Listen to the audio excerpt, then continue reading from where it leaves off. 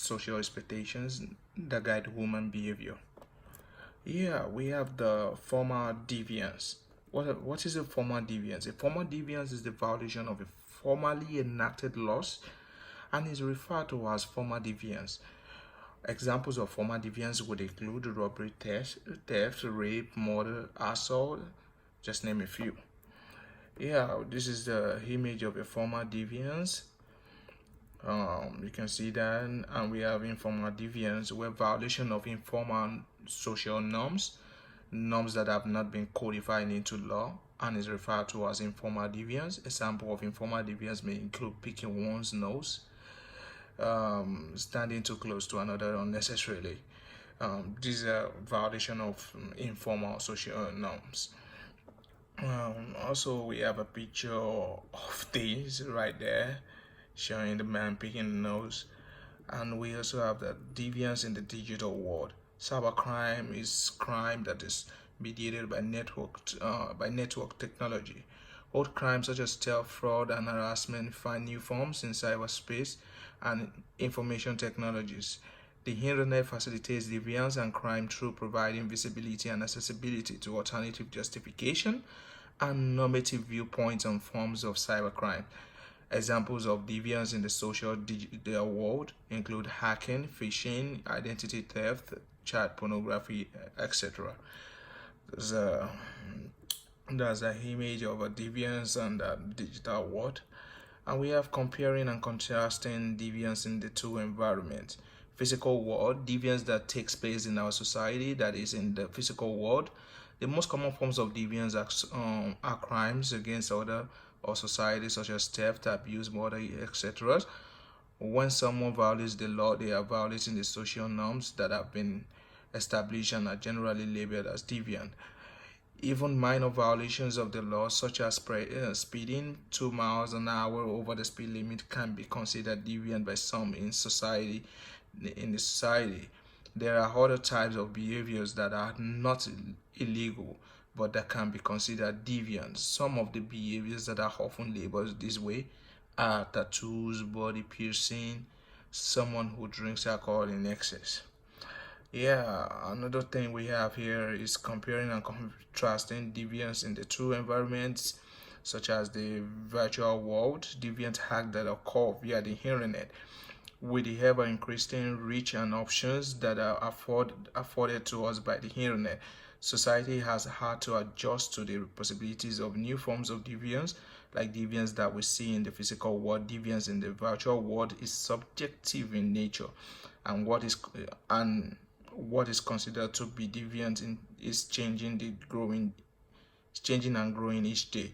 As with some other forms of crimes, internet crimes can be hard to combat and resolve because the people engaging in the behavior may be savvy enough to avoid detection. What makes internet crimes scarier to some is that we are not able to see or track the activities of the people who are potentially harming us. Conflict theory and deviance. Conflict theory is an early sociological theory with a foundation in the power differentials that exist in society. Conflict theory is all about inequality in society. It proposes that laws and norms reflect the interest of powerful members of society.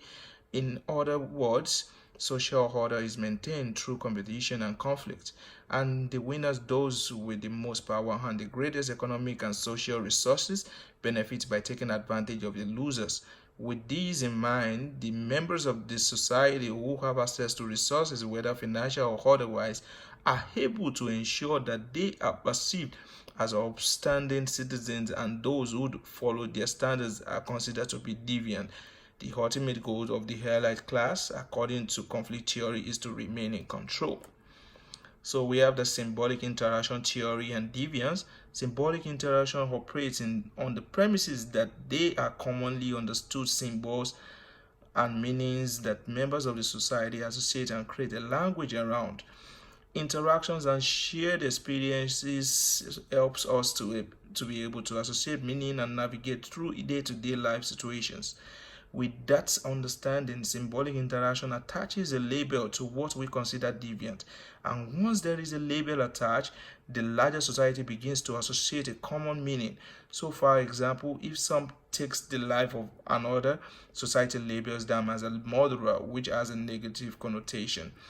Impact of deviance on the store. Deviance in the workplace can actually be a good thing as long as it's positive.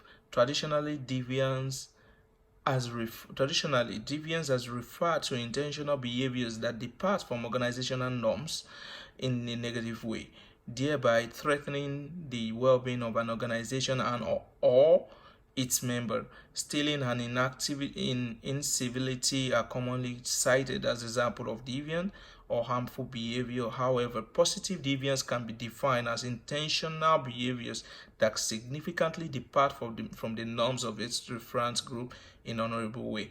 How do we manage deviance now? We have how to manage deviant in the store. Social control. All society practice social control, which is the regulation and enforcement of norms. The underlying goal of social control is to maintain social order, which is an arrangement of practices and behaviors on which societal members base their daily lives. Think of social order as an employee handbook and social control as a manager. When a worker violates a workplace guidelines, the manager steps in to enforce the rules. When an employee is doing an exceptionally good job at following the rules, the manager may praise or promote the employee. So that's what we are ready. Thank you.